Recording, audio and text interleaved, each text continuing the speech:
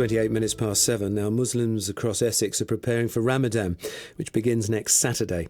The holy season of Islam continues until Sunday, June the 25th. This year, a general election occurs in the middle of Ramadan, and the Muslim Council of Britain is calling for Muslims to engage in the debate in the run-up to the general election.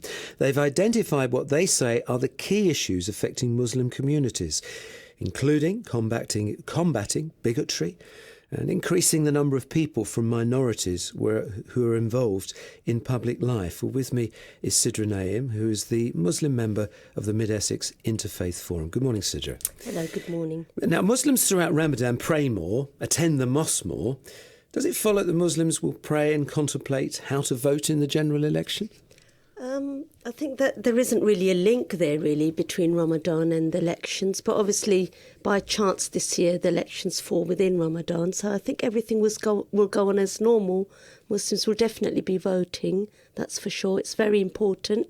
It's in this country we live in. It's the laws of this land that we follow. And it's important that we vote for the people who we feel should be leading, really. Last Sunday, we were hearing how the Anglican Bishop of Chelmsford is urging Christians around Essex to take part in this election, to question the candidates, to think carefully about voting.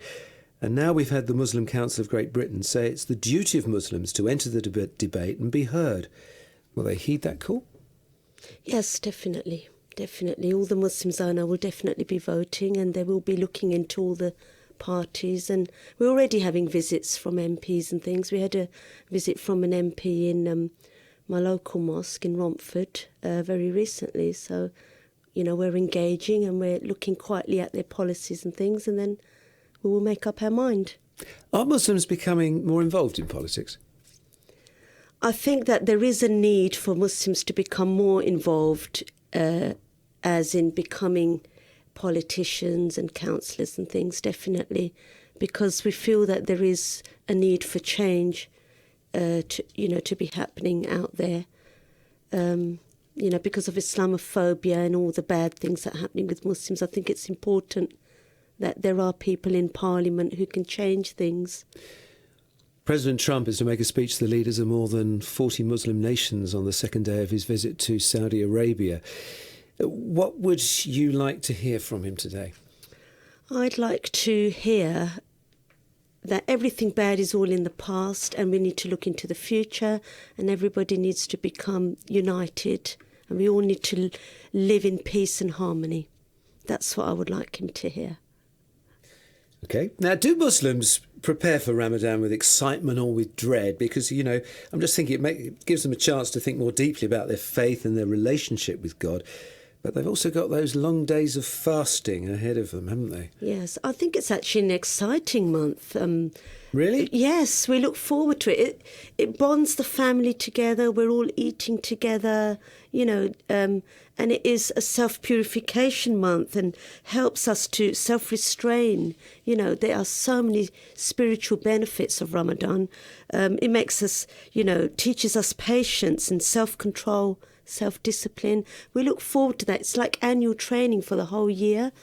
It makes us better people. It makes us think how the poor feel how the poor feel, and it makes us then have sympathy for them, and then we can help them. Do you think it helps Muslims to approach others in a different way, perhaps a more loving way? Yes, definitely it does, because it puts you in the shoes of people who are more sort of deprived than ourselves. Makes you think more about the world and also appreciate what we have. That's another thing. We don't always appreciate just how much we've got, food-wise and everything, and it does make you realise how lucky we are, and it makes us grateful. Thinking about food and fasting, what about iftar each evening? That must be something to look forward to when the fast can be broken, isn't it? Yes, it is, yes. Can you eat actually at the end of fasting like that? I mean, isn't your stomach sort of smaller?